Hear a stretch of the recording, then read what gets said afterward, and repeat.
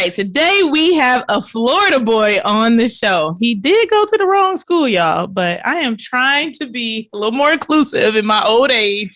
So, Joe, welcome to the show. It's all good, man. You know, like people say all the time, some of my best friends went to the University of Miami. It's okay. We still love them. They made the wrong decision in their life. No, all your good friends went to the University of Miami. Okay. All right. We'll go with that. Then there's all your other friends. Then my other friends. All right. Well, listen, I went to the two other best schools in the state of Florida, Florida A&amp and Florida State University. So we'll call it even. I'm okay with FAMU. Florida State, okay. Not so much, but okay. All right. It's okay. Cool. All right, let's start at the beginning. So I'm not sure where Dundee, Florida is, but so why don't we just start with you filling us in on where you're from? Like, what did your parents do? What was the upbringing in Dundee like? Listen, man, so I'm from Polk County. Dundee is in Polk County, and everybody who knows about the state of Florida knows that Polk County is one of the realest counties in the entire state. Not only because we're in the heart of Florida, middle of the state, everybody that wants to go anywhere has to come through us, whether you're coming on the Turnpike or you on I-4, or maybe even if you try to get on 95, 75, go across through Polk County some way. So I'm from Polk County, Florida, right? And I am the grandson of fruit pickers. Right. Ooh. And let me tell you something, migrant working, fruit picking family is where I came from. My grandmother was from Ocala. My grandfather was from a little town in South Carolina called Waltersboro. They came together in Polk County. My great grandmother moved the family to Polk County because she was also a migrant worker coming down from the Ocala area, coming to Polk County to work with citrus fruit. So that's the roots of who I am. My mom and my dad got divorced early on, and I ended up living with my grandparents. And my grandfather, as I mentioned earlier, from South Carolina, decided to live in Polk County and pick fruit for a living. So I came up through a very agricultural home. We didn't have a lot of money. I didn't know what future was going to come out of that, but I knew one thing that was important to them both, and that was education. So I did everything I could to make sure I did my part, my job in the household, and that was making sure I went to school and took care of that part of the equation. Okay. So you said you did your job. That sounds like that was the thing. You know, you don't have to do much else, but you need to make sure that your books are right and that your education is on point. Was there like chores that were on top of the education? Was there allowance related to those chores, or was it you don't get paid for? No, we picked fruit. Right. I picked fruit as a grandchild of two grandparents who also picked fruit. Like everybody in the house got to pick fruit. All of us picking the fruit. All of us picking fruit. All of us. We did lawn care. My grandfather he also had a lawn care business on the side besides picking fruit. So we all mowed lawns on the weekends. We all pitched in and we all, worked together. In fact, there's, a saying I usually say about this time period of my life where every morning there was a decision that you had to make. And this was to explain to me, my grandfather, when you come out of my house, there are two different buses that used to sit beside each other. One bus headed to the schoolhouse. The other bus headed to the fruit groves. My granddad, he used to work with the people who worked on the bus that went to the school, to the fruit groves, right? So every morning when you get up, you got a decision to make. You can't stay home. You got to pick which bus you want to get on, and that bus is going to lead you to your future. So the bus that I chose over and over again was the bus that goes to the schoolhouse because that's the future that I thought had the most promise for me. But I never forgot watching all those men who would get on the bus and go to the fruit grove and how hard they worked and how little money they received for how hard they worked and how easy I was working, but the salaries that they were telling me that I would be able to have access to and the capital that I would be able to earn through working through my degrees and my education and all the other things. So I always tried to figure out and worked on, and even to this day, like how can I use the knowledge that I got from picking the bus that I picked to help all those people who had to pick the other bus because they thought they had no choice. Do you feel like you had like a really good understanding back then of the two buses and like what actually was going to happen now that you're an adult and you look back on that moment? It was like, I'm choosing this bus, but your understanding then versus your understanding now of choosing one bus versus the other. Well, everybody, even some of my friends that were the same age as me, didn't choose the same bus that I chose, right? I didn't have a good understanding as to why they chose the other bus. except for the fact that they had access to capital before I did, right? By choosing to go to the fruit groves, that meant that at the end of the week, they would get a paycheck or they would get some type of compensation for the work that they did during the week. When I went to school, I knew that I wouldn't get compensated immediately for going to school, right? Like I'm not getting an allowance for going to school and they're not paying me for going to school, but I had a bet that I was placing every day when I got on the school bus, that these small investments that I'm making now by going on the school bus will someday pay dividends that are far more substantial than perhaps the dividends and the capital that they're making immediately. And that, in essence, has helped me develop an investment thesis that I'm sure we'll probably talk about later. Ooh, I love it. He's just coming through the door, dropping all the gems. Let's go. All right. So as you started this high school, well, this was all the way through high school, I guess, then you make it and it's like, hey, what do I do next? What was the conversation like as it pertains to going off to college, paying for college, what that looked like? If education was a really important piece of the puzzle, but there wasn't a lot of money to go around, what happened from that standpoint? Well, a couple of things happened. Well, first of all, I told you my parents got divorced, so I ended up living with my grandparents. And then, unfortunately, my grandfather passed away when I was 11 years old. And right before he passed away, we were having these conversations about, you've been consistently going to school, getting good grades. You want to go to college, but we can't afford that. So you got to come up with a different idea of how we're going to get to college, how we're going to pay for it. So back then, when I was 10, 11 years old, I started looking into scholarships, like academic scholarships. And then it just becomes a math game, right? Like if I hit these numbers, I have access to this capital. If I don't hit these numbers, I don't have access to this capital. So now I've decided to get on the school bus. I've done my due diligence on what the school bus requires for me to get the ultimate return on my investment. I need to make sure that I'm hitting my numbers so that I can get that return. So that's the conversation that I'm having with my grandfather, who's picked fruit all of his life and does not have an investment background, but he understands for every dollar that I put in, maybe I'll get $1.25 back. Right. So when he passes away, my family decides that I still need to have a male influence. So my brother and I get shipped off to California and I have to move with my father, who's living in Los Angeles at the time. And as you referenced, Polk County, Florida, very small town, one red light, great family oriented, great friends, but like not the same as Los Angeles, California in 1988. Right.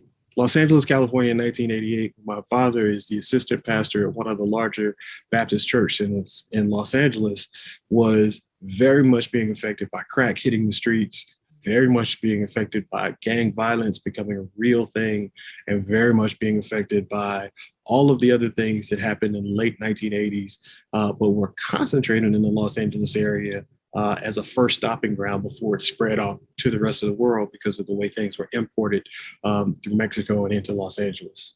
So I had a front row seat to a different economy, right? Like, so not only am I now no longer having to choose between the buses, but now I have to make better choices. The choices that I'm making is not a bus. Do I get on the bus to go to school or I get on the bus to pick fruit? It's do I go to the corner to hang out with the guys that are down there making money, or do I get on the bus to go to school?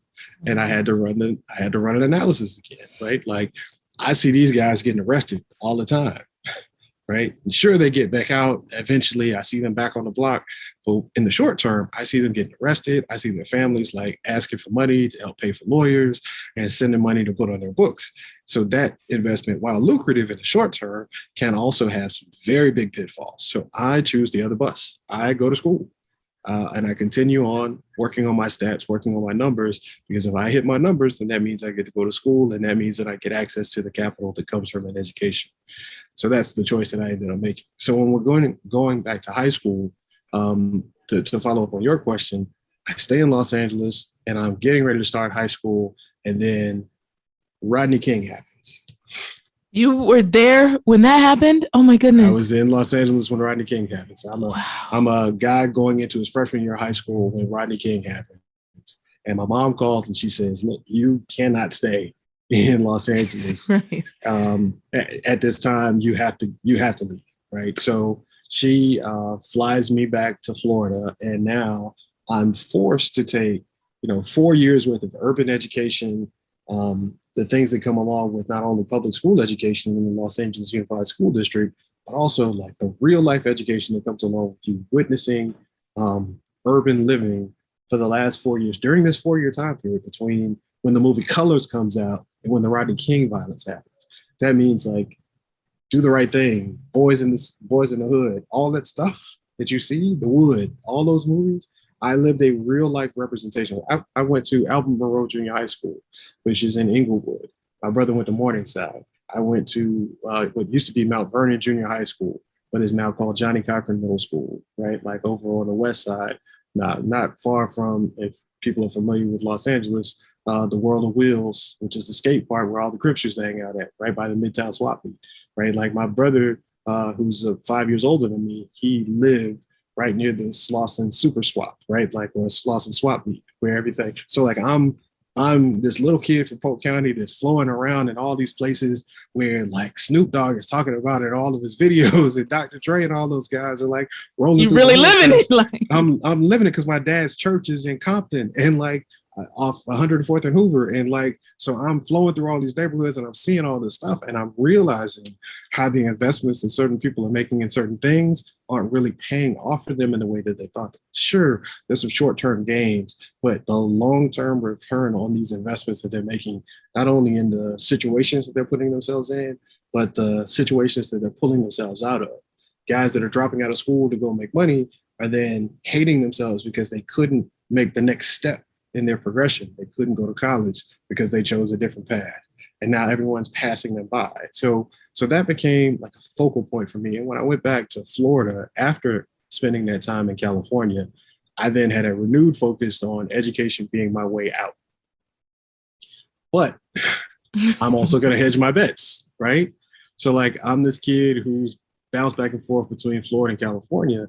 I go back to Florida in high school and I say to myself, well, I got a 4.0 GPA. I'm good there. I got like a 1470 on my SATs. I'm good there. But like, how can I make this just a little bit better? How? Well, I'm also 6'4" and I weigh 240 pounds. And I never played any sports. So as I'm going into my senior year, I say to myself, well, maybe there's one more chip I could put on the table. What if I try sports as well? Like all these schools are recruiting me for academics, but an athletic scholarship is a little bit less intensive on the education side. So an academic scholarship, if I had one bad semester in the classroom, then now I am on the hook to pay for everything else. They don't renew my academic scholarship. I'm on the blocks. But if I have one bad semester in the classroom, but I'm still balling out on the field, I'm going to be all right. Right? Funny how it works like that, right? Yeah, I'm gonna see if I can hedge these bets a little bit. So I decided to play football my senior year of high school as a hedge against my academic ability to get scholarships to go to college and pay for it. Because I knew, again, my mom couldn't pay for it, my grandmother couldn't pay for it, my dad didn't have the money to pay for it. And that's how I ended up thinking through my college choices. I made the choice to play football my senior year of high school. I ended up being an all-state football player in the state of Florida. Coming out of Polk County, I had offers to go to the University of Miami. But you didn't make the one bad decision you made in your life, right? Yeah, okay. All right. I came down there. Lulu, Ray Lewis, he was like on the recruiting trip. You know, he's from Kathleen, which is also in Polk County. Jamie German was there. Couple other guys, older guys in Miami. It was a great experience, but ultimately I didn't feel like it was the fit for me. So I decided to go to Texas Christian University because they had been recruiting me for the business school. And I thought that it was a great fit for me, the classroom size and the future that I had mapped out for myself. Okay, so now how I thought about it. So ultimately you get to a new place. You've made it from small town Florida to big city life in LA. And now you're over at TCU. What is like the environment change? Like new set of people, new set of all sorts of different things coming your way. Like how are you starting to think about money and investments? And, you know, it's kind of like this is your portfolio of life we're talking about here, return on investment and all the risks that you've taken up to this point. Like what are you starting to see from a money standpoint as you enter TCU and this new environment? So the first thing I see when I walk on campus as a student is the inequality, right? You see that the student athletes are treated in a certain way, and you see that the other students are treated differently. But at TCU, right, like on most college campuses, when you see the Division I athletes, they have probably the best dorms and they probably have the best access to facilities so that they can work out and things of that nature. And TCU had A1 facilities, but TCU also has very wealthy student body population. Mm-hmm. So what I noticed was the difference between the regular Black students who were at TCU and the non-Black students that were at TCU. And you could see the difference in the income that they brought to TCU with them. Right, like some of these students were paying full rate to go to TCU. Back then in 1995, it was $40,000 a year, and these kids were writing a full check, not getting student loans. Financial aid wasn't a question for them. So you walk on the student parking lot, and everybody's driving Mercedes-Benzes, Hummers, and Lexuses in 1995, and these are 18-year-olds. Right? So you're looking at this like, man, I've made some decisions in my life that got me to where I thought was the best place possible for me, and I thought I'm doing it. And then you walk here, you realize, no, I ain't really, level one. There's 100 really levels here. Like, there's levels to this thing, right? So that was the thing that, I started seeing the return on my investment, though. I started seeing the relationships I could develop with the people whose families had already made generational wealth become a thing that they don't have to think about constantly. And I started seeing those educational investments become a better way for me to look at life.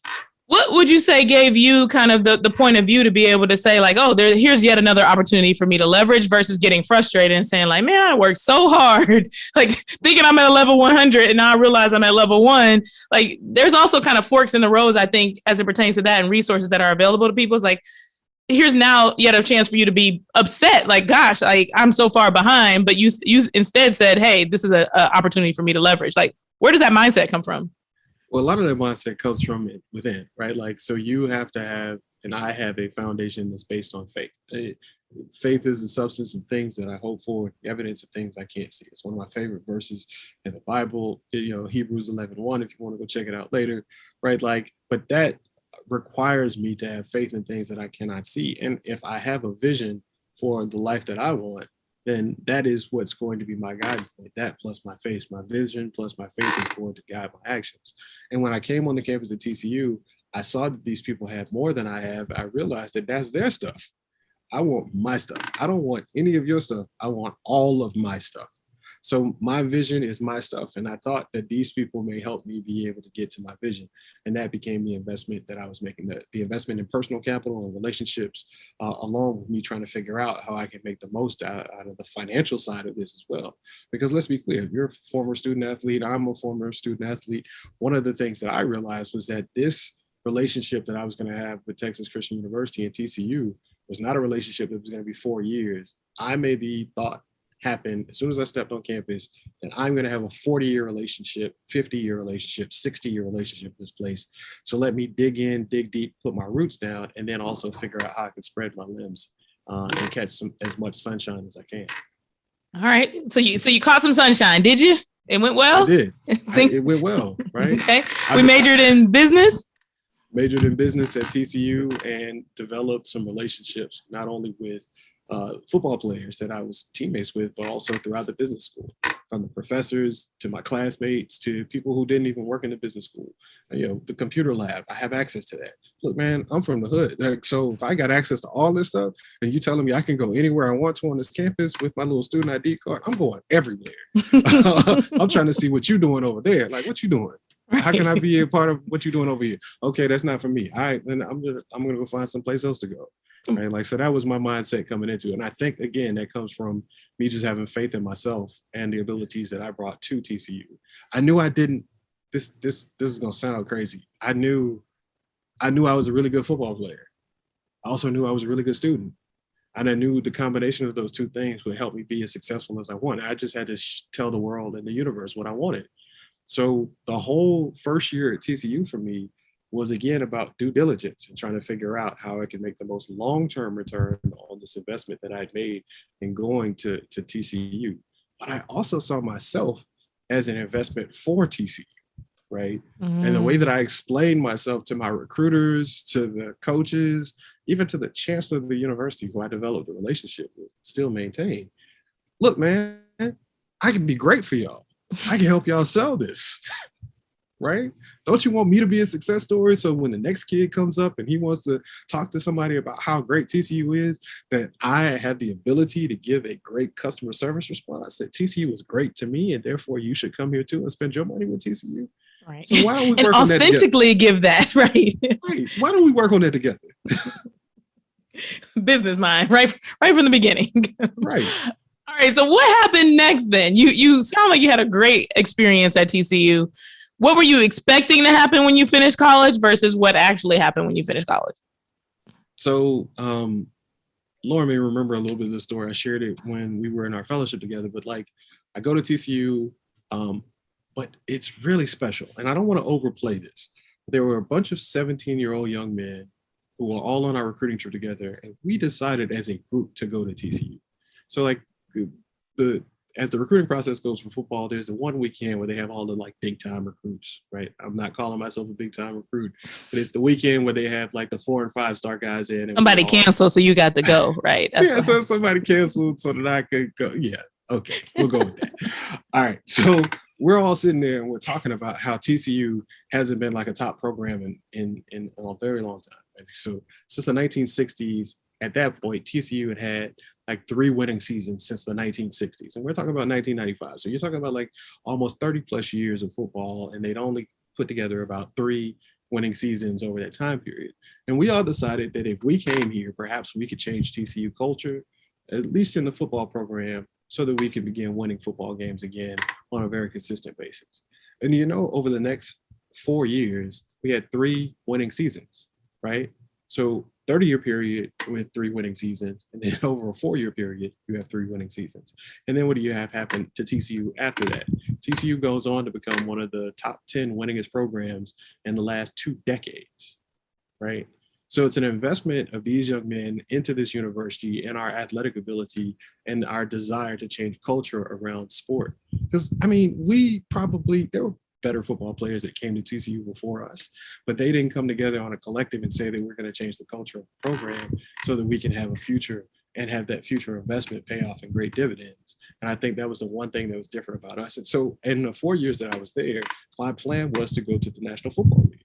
But I knew that to get to the National Football League, we had to win bowl games and we had to have winning seasons. So we had those winning seasons and we won that bowl game. My last game at TCU in 1998 was a victory over the University of Southern California, which was unheard of.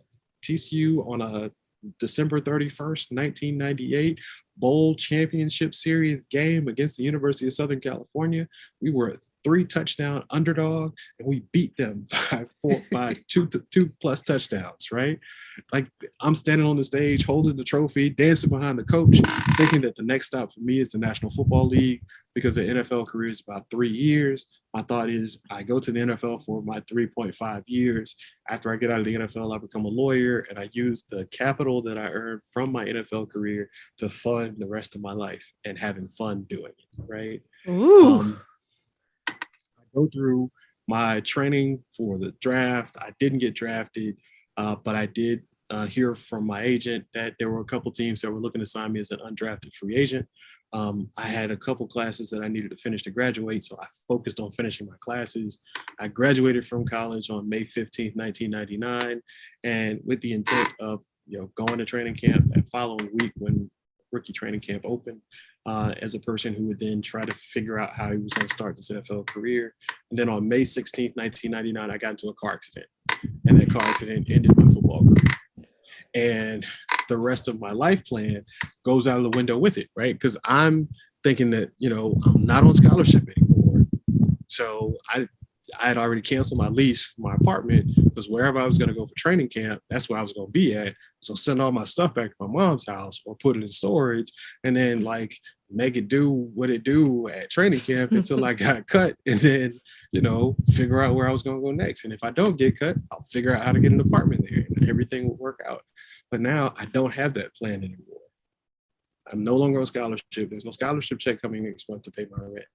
I'm no longer having an NFL career, so I don't have any training camp money coming in. And because I focused on football instead of internships and fellowships that were business school related, I don't have the access to the job market that most of my business school classmates had. right? Like they had done their 2 internships with, management trainee programs, and now they were signed up to go into those corporations that they had done those management trainee programs with. I had to retool my entire process to come up with a new investment strategy and thesis on like how I was going to get the dividends that I had now expected from this TCU degree. TCU had invested over $100,000 in educating me at that point. But what was the value of that if I showed up to a business and they said, you haven't done any internships, you have no experience, you've only played football for the last 4 years, and had done some student teaching at an alternative school. I taught math in the summertime to kids at an alternative school. I had to come up with something else. So that's where I was. So when you look back on that experience, and, there's always coulda, woulda, shoulda in life, but would you have made a different investment, or would you have diversified differently based on, like you said, the way the market went for you in that particular moment of your life? Right. I would have definitely diversified the way that I spent my time in the summers leading up to my graduation. I would have focused more on trying to figure out how I can have an alternative plan or a next best alternative to the investment in my football career. I would have done more investing on the business school side so that I could have had more opportunities to go into some of the programs that my classmates had access to that I didn't have access to, simply because I hadn't done the due diligence beforehand to get into some of those opportunities. Now, what I can say to you is I'm also a big believer in faith, as I mentioned earlier, right? Like, so all of this stuff happened for a reason. I then, because I couldn't get a job in one of the traditional programs, I had to go get it out of the mud. I had to go call one of my fraternity brothers. I pledged Omega while I was at TCU. I had to talk to him about like what my job prospects were. He gave me a job at the bottom of the rung in his company, and I had to go get it, right? Like I had to go, rent was due next month. I got to go get it. And then stuff got real quick. It got real quick. I got medical bills. I got rent due. I got to eat. I'm trying to figure this whole thing out. And as a result of that, that gave me an additional sense of motivation to work harder for my fraternity brother than I thought I could. I put in the extra hours, I put in the extra time, and it also let me know that I needed to make sure that I was investing in myself, even when I was building up towards a goal that I thought would come to fruition. How would you rate your financial literacy at this particular moment in life? It's like, okay, I'm officially adulting now. I'm supposed to be off on my own. I hear a lot of times people don't have, they didn't teach us this in school. They didn't teach this. I come from this upbringing, this background, et cetera, et cetera. Like at the moment at which, like you said, you're trying to figure out, like you said, rent's due next month. Where would you say your financial literacy overall was? I didn't have any money. I mean, I was a business school major, so I knew how to, put together financials. I knew how to manage the money if I had some, but I didn't have any money. So I would say that my financial literacy was good because I didn't blow through my expenses. I didn't take out a bunch of loans when I was in school, even though I could have, because I knew I was a student athlete and I didn't know what my future earnings would be. So I just didn't do anything that was crazy to build up any obligations. I wish I had more financial literacy because that would have allowed me to think through what happens if this one thing that you put all your eggs in the basket for doesn't happen. And I probably would have been better prepared to meet with that moment if I had had better financial literacy going into that moment. And I had great teachers at TCU. I had great teachers in high school. And I had great, grandparents, and my dad and my mom both were fiscally aware, but they didn't have a deeper understanding of finances, right? They understood you got to make more money than you spend.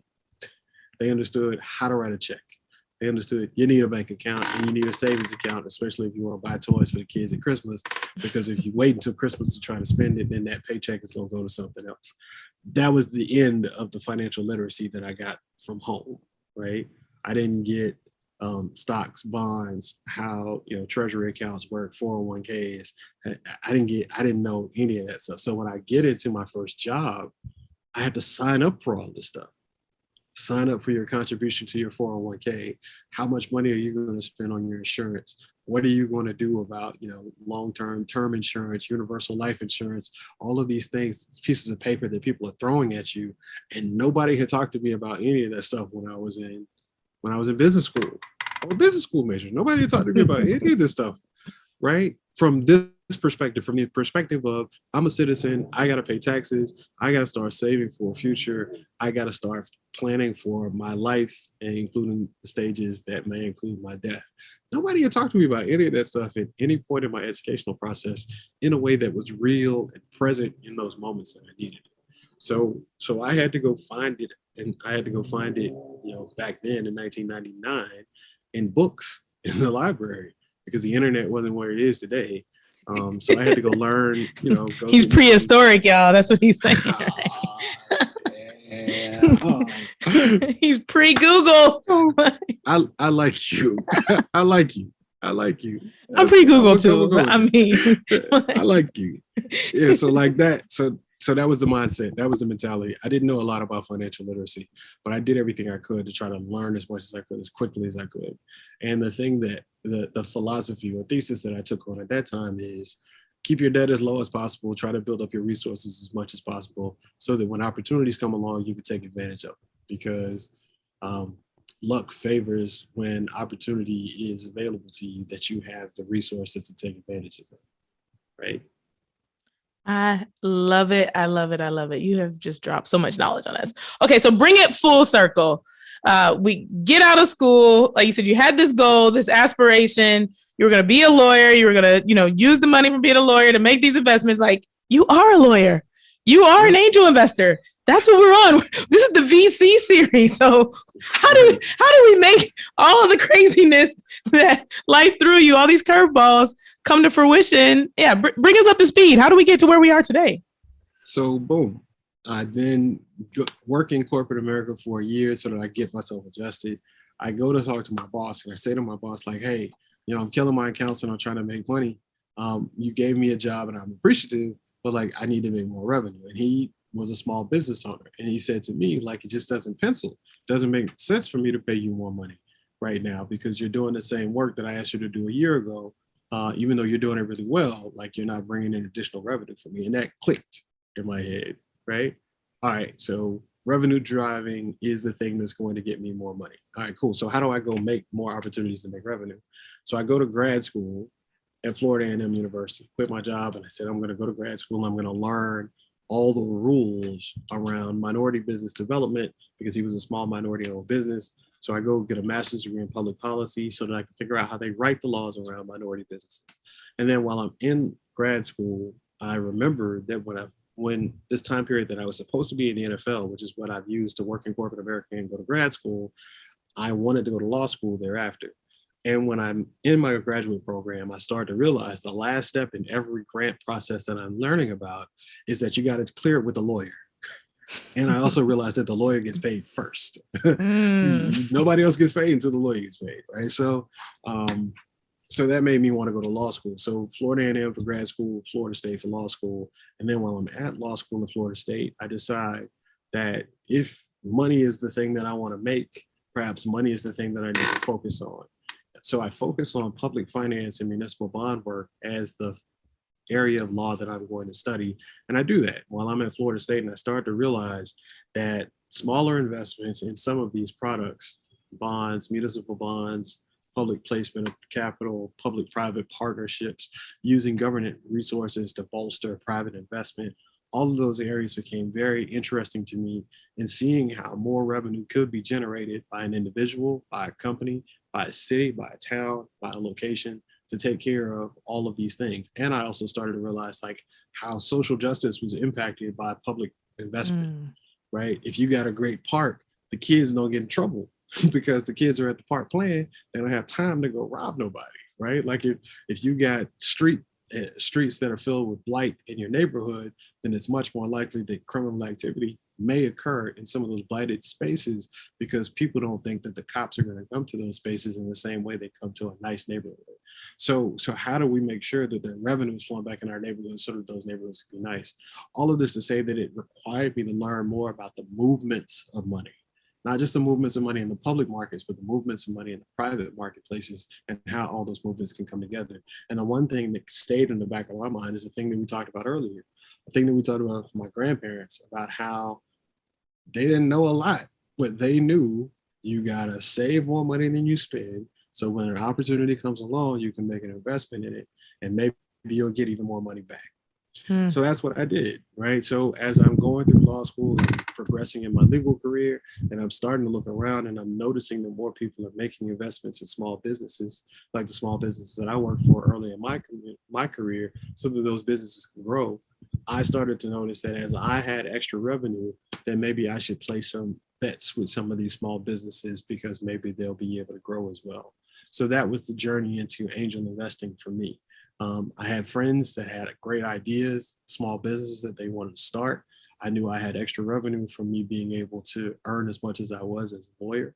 So I started placing some small bets on those people, and I've seen some pretty decent returns as a result of that. Okay, so small bets.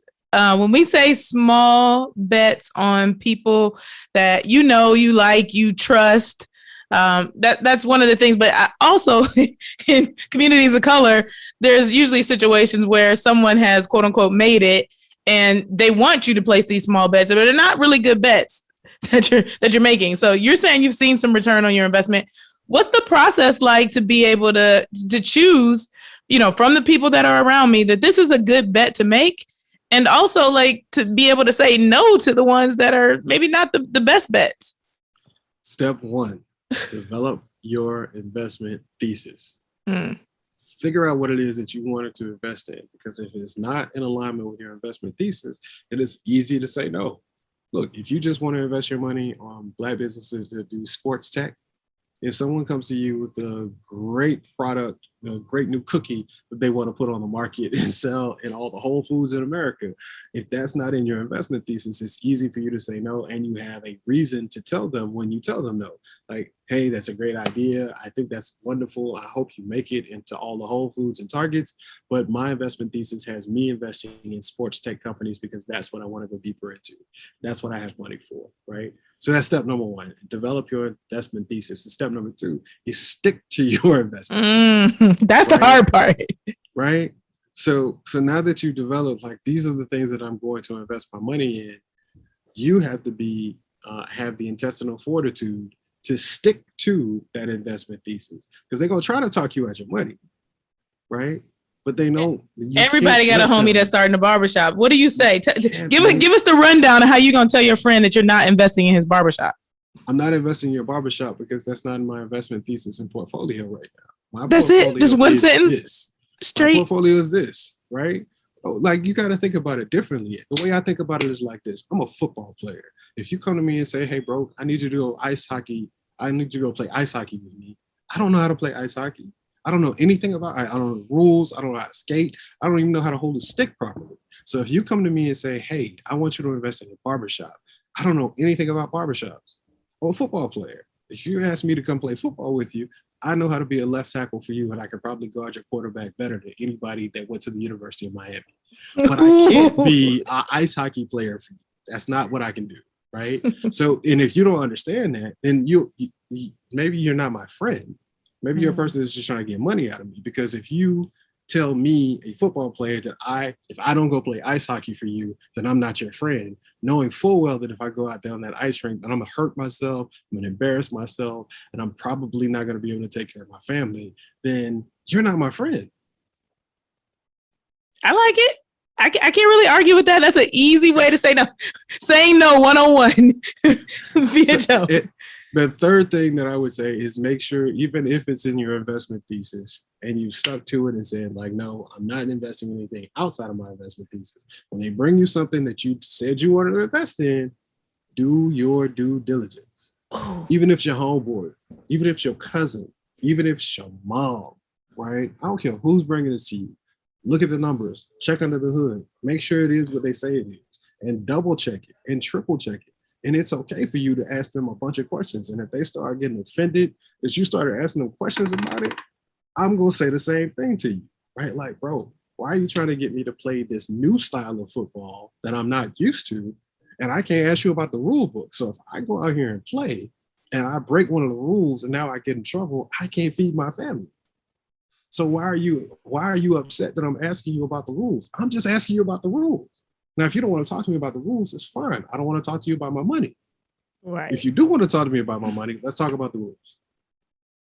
That's business. Hey, just plain and simple. Can you talk a little bit about like due diligence and like what are some of the pieces of the puzzle related to due diligence? And like you said, look under the hood, but like what does that mean for a business that you're looking at?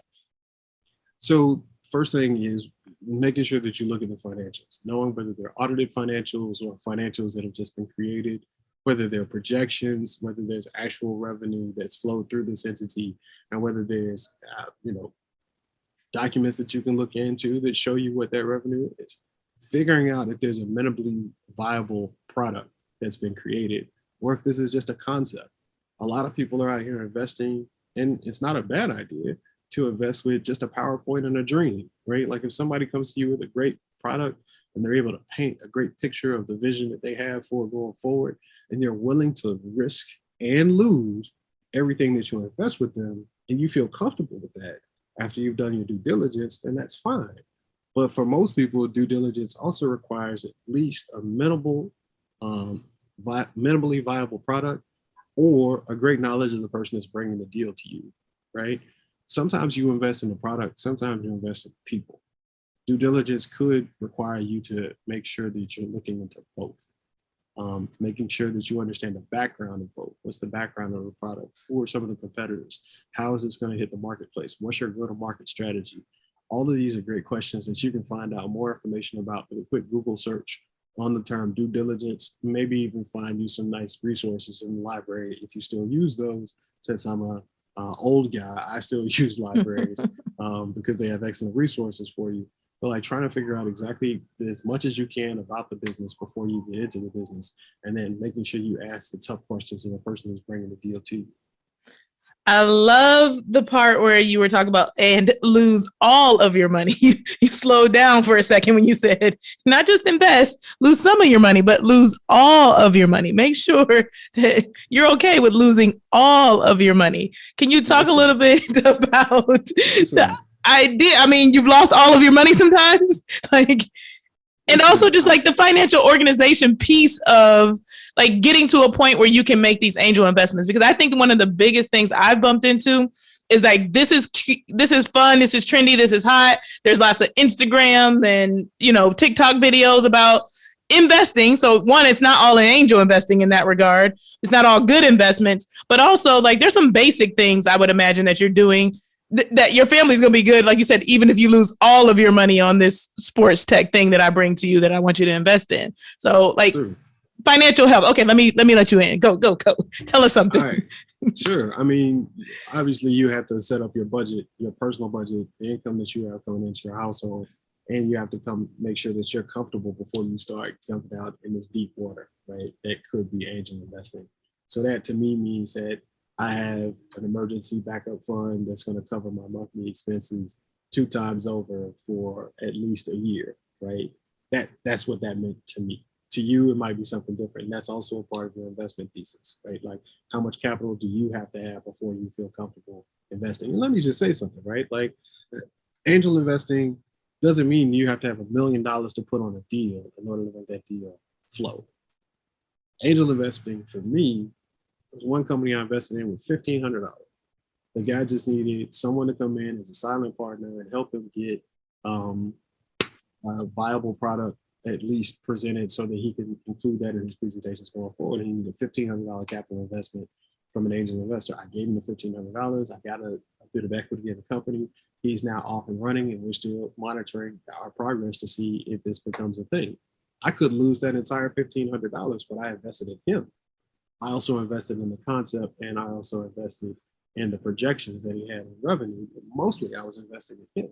$1,500 was something that I took out of a pool of money that was outside of the emergency fund that I had, outside of the money that was required to pay my bills this month. It was outside. It was in a pool of money that I set aside for opportunities such as this. And the investment that he brought to me was within my investment thesis. So it was in my investment thesis. I did my due diligence on the product and on him. And when it came down to it, I made the angel investment into it. And that's one of the ways that I operate. A lot of people, some people, early in my career when I was looking for angel opportunity, I went out and got a part-time job. So my full-time job is a lawyer. I also taught and still do teach at a university. And the money that I make from the university is the money that I use for my investment capital. Why? Because I pay my bills from my day job. Mm-hmm. And then I do my investment with the money that I get from my night job. People are like, Joe, you don't have to work that hard. You're a lawyer. Like, why would you go out and get a second job? You know why I get a second job? Because every dollar that I make from those investments that from my second job, I could lose it. And I'm still okay because I still have the money for my day job. You just have to come up with, limits that you feel comfortable with as a part of your investment thesis so that you can make angel investments. If you really want to do it, find the deals that match up with your parameters. Okay, so what I just heard was, get a stable income that you can build a lifestyle off of, be able to save some of that stable income, be able to, conservatively invest some of that stable income so that your family is good, and then go get some additional income to go play in the streets with. And maybe don't make any angel investments with your last $1,500 or your only $1,500, or swipe your credit card to bet on someone that's not yourself. Listen, you said this is about financial literacy. Mm-hmm. I keep wondering when the other videos are going to drop. See, like I see all these Instagram videos with people talking about how you can get a business line of credit in like 60 days. You can get $100,000. You got 6 figures with a business line of credit that you can have access to this capital right now. All right, cool. Now, what are you going to do with that capital? And then what are you going to do when it's time to pay that capital back? Because, all of those are really great questions, especially if you're lying on any of these forms, because as a lawyer, I can tell you, people go to jail for that, right? So, like, I'm trying to figure out why you aren't using a different philosophy. Like, I need a hustle. I need revenue to support my hustle. I'm going to work as many jobs as I can to get capital to support those hustles. And once I get the capital to support those hustles, I'm going to make the investments that are within my investment thesis and that are not preventing me from paying my bills so that we can go ahead and party later on when some of those investments come back. If you really got to conviction and you believe in it that much, put in the sweat equity to get the money so that you can pay for it. Stop running around with scammers because you're going to end up in jail. And there it is. I feel like we should just drop the mic and walk out at this point. Like, what else needs to be said? I mean, I guess the only other thing that can piggyback off of that is the idea of patience. That's the thing that's stopping people from being able to do what you just described. It's like, I want it now. I want it overnight. I don't want to wait. I want to hustle hard for really, one day and it should pay off. What do you say to the person that, like, how long has it taken you to be able to get to this position? I mean, I'm 45 years old, right? As Lauryn mentioned earlier, I'm ancient in the eyes of many people. And I don't think it would have taken me this long if I could have made a couple different moves earlier in my career. If I would have had a mentor that would have talked me through some of this stuff differently, then maybe I could have skipped some of the steps that I took. But here's the thing. I would rather spend 10 years learning how to do it the right way than spend 5 minutes figuring out how to do it the wrong way and end up spending 15 years in jail, right? Instant gratification is great from the microwave. Like, I put my food in the microwave and I push 30 seconds, it's going to be hotter than it was 30 seconds before. Anywhere else, instant gratification like that usually comes with some severe consequences. And I'm not too sure that using the microwave all the time doesn't come with severe consequences either. That's what I was gonna say. Like, so while there are some immediate benefits to you using some of this stuff, the long-term consequences of these actions are the things that rested primarily on my brain. So I'm happy with the journey that I've taken because I've had so much fun along the way. I had fun when I was in grad school trying to figure out how Black communities could benefit from changes in the laws and policies of this country. I had so much fun when I was in law school, unearthing ways that we could protect people that look like me, people that came from communities that I came from, figuring out how we can get additional revenue. I've had a great career over the last 16 years, protecting and creating more Black millionaires than probably any other Black lawyer in this country, right? I've negotiated over $200 billion of NFL player contracts over the last 16 years. Right? Preach. I've helped make more Black millionaires than probably anybody else in this country. Single-handedly, any other Black lawyer, I would put it up against them. Right? Maybe they've made one or two people that made more money, but they've not made the width and breadth of people have access to capital in a way that we have at the NFL Players Association, me as a part of the legal team negotiating our collective bargaining agreements. So I'm cool with where I'm at, but I'm also mindful of the fact that a lot of people look at those athletes who make really big investments in some really big deals and then end up broke because they didn't do their due diligence, because they trusted the wrong people, but they may be getting the wrong message. And I'm also cognizant of the young people who are watching Instagram and watching these things for instant gratification, how you can scam somebody and think that you're getting away with it, but they're just not seeing the other side of that equation, all the legal trouble that you get into and how quickly you got it, maybe how quickly you lose it. All right. And as we talk about quick, I think it's time for the final sprint. I don't even know that you can drop any more gems because you've already taken us to church today. But final sprint is basically when I rapid fire some questions at you and you answer however you see fit. Are you ready? Whatever you are. Can you sprint? I don't know. I can. Linebacker, you said? Like kind of slow. I was an offensive lineman. Let me tell you something. Shawty. You okay. Fast off the line. Don't try it. Okay. All right. Let's do it. Let's see what you got. You got $20 in your pocket right now. What do you spend it on? $20 in my pocket right now. I'm spending $10 on a book, and I'm spending $10 on something, either $5 on gas to get to a great meal, and then $5 to eat something that's a treat. It can't be a good meal for $5, but I said $5 to get to a good meal. Right? But then you only got $5 left. And then I'm gonna get a treat when I get there, whatever it is. If it's a place that serves a good meal, they also have great desserts, right? But nothing. Okay, yep. You can spend your $20 any way you want to. Right. I'm gonna be reading my book while I'm eating my ice cream that I paid $5 on in this classy restaurant, and then somebody's gonna ask me if I was a former football player, and then they're gonna buy me dinner. There it is. Okay, I like it. Speaking into existence, manifest the life you want. All right, worst money habit. I have way too many subscription services right now for streaming because I didn't want cable. I didn't want to pay, so now I cut the cord, and now I got 15 different subscription services. I should have paid for the cable. Okay, fair enough. Best money habit.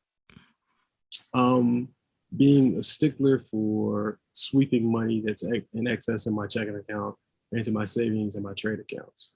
I like it. Every month, at the end of the month, there's a date certain on my calendar. I have an alert set up on my calendar, pops up on my phone that morning. I know that I'm going to review all my financial accounts that morning, but make sure that there's no charges that I don't recognize over the last 30 days. I'm going to figure out how much revenue I have to spend on my bills to close out the month. And then in the excess capital, it's going in a trade account or high yield savings account every month. Every month. That is a word. All right. Worst advice you've ever received? I almost said it. To go to the University of Miami? No, that definitely was not the worst advice. No, the worst advice I ever received was when I was coming out of TCU, someone wanted me to invest in a restaurant. And they didn't have any financials. It was all dream. No, nothing but dream and hustle. That's all they were selling. And it was some pretty bad advice. And two guys that I was coming out of school with that actually ended up going to the NFL. One of them made the investment, the other one didn't. And I didn't either. One, because my football career went by the wayside, but then also because I just wanted some more information they would have provided for me. And it turned out to be a really bad deal. I lost hundreds of thousands of dollars in it. Unfortunate, but at least you didn't make that investment. Yeah. Something you do for fun that doesn't cost anything. I ride my bike. Ooh. I'm an avid cyclist. In fact, yesterday we announced to the world one of my angel investments, the National Cycling League. We are having 4 exhibition races next year. We are the only minority and women-owned professional sport in the United States of America, where we created an entirely new professional sport for cycling athletes. It's something that needed to be organized because there needs to be parity, not only between the men and women in the sport, but also for athletes of color that are avid cyclists. Under the construct cycling in this country before, the purses for men's races were somewhere in the 5-figure range, where the purses for the women's races were in the low 4-figure ranges. So you can get to a race and it'd be $50,000 for the men who win, and it'd be $4,000 for the women. And it just didn't make sense to me because they're both on the same cycle. They're both riding at the same paces, right? Like it's a great equalizer to have this bicycle between you and underneath you. So we just didn't see the parity that we wanted to see in the marketplace. And we didn't see the movements that we wanted to see in the marketplace. So we've created a sports tech company that's going to do not only a greater job or better job analyzing data that comes off bicycles in certain race environments, but also trying to figure out how we can bring parity and equity to this deal. So we did our public announcement yesterday. It was all over the internet. We're going to continue to build out our team. So we're looking for resumes. If you have anybody, if you want more information, you can send me an email, joe.briggs@nclracing.com. And we're off to the races. I love it. That was an excellent note, but we're not done yet. I'm gonna give you one more question. I really feel like that's what happens when we stand on the podium. That was a great shout out. We definitely want to be able to support that project. Put all that information in the show notes, but to really close us out, what is one thing about your personal finances you want to improve in the upcoming year? In the upcoming year, I want to be better about spending money on myself. You become so strict in these constructs of your investment thesis and your savings desires that sometimes you forget I work so that I can also have fun, right? My wife gets on me all the time about this because I drive a 2003 Volvo S60, right? I don't have to drive a 2003 Volvo S60, but I just can't bring myself to spend more money on a car. Now, I like all these rental cars that I get when I'm traveling around the country, around the world, doing my job. I have fun driving new cars, and my wife is always getting on me because she says to me, like, I bought her a new truck. I give my kid whatever he wants within our budget. Help my brothers and my sisters out in my family. I help everybody else out. When it comes to me, I just simply cannot bring myself to spend money on myself at times. So the one money habit that I want to be able to develop is to be able to release and enjoy at some point some of the things that I've done in a way that I haven't been able to do. Okay, so what's the action item that we need for you to actually, get this going over the next 365 days? Come on.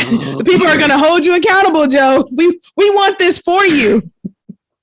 I got to do some more due diligence into the type of car that I actually want, because the Volvo S60 was the last car that I actually wanted, right? Like, so that's the reason why I have the car that I have. And because it hasn't completely broken down, although my check engine light did come on for the first time last week, I have to figure out now, out of all the models that are out there, which car I want. Maybe Volvo will hear this and know what good quality they produced way back in the day, and they'll want to give you their new best quality car that's going to last you another 20 years. Listen, man, my car has been around for 20 years. I have 75,000 miles on my Volvo S60. It runs just like it rolled off the shop floor. So if Volvo is hearing this, I'm happy to do a testimonial about the quality of the product and why it's important for us to buy and invest in quality products that last over time. We'll make sure to at Volvo when we drop this episode, right? All right. Anything else you want to share with us, Joe? Like you said, shout yourself out. Tell us how else we can support you. Sounds like that sports tech investment that you just came up with is one way, but yeah, tell us anything else we need to know. The only other thing that I'm going to say is how extremely happy I'm able to do this with you. A hurricane. Okay. All right, I'm gonna let you have a moment, right? I am a person who follows all Florida sports, right? So it's Florida against anybody, and then it's Florida State against the Florida schools, right? But even with that, right? To see the transition that you've been able to make from athlete to the person that you are now, to be a part of a cohort with you from the Black VC BVI cohort 4. I am thankful that you thought enough of me to give me this time and space to be able to share with you. But I'm also hopefully taking this moment to tell you personally, I am extremely proud of you and the way that you've been able to grow, not only your athletic exploits when you were at that other university down 95, but more importantly, the way that you've been able to extrapolate that experience into the things that you're doing now. Because I think it's amazing, and I think it's something that deserves celebration. And I want to tell you that and give you your flowers for you're still here. Well, I appreciate it. Definitely. Florida against everybody. It has been a wonderful journey, and this has been a really great podcast. So I am excited that you were able to share your time with me, as you seem pretty excited to be able to share my time with you. Thank you, ma'am. All right. That's it, everybody.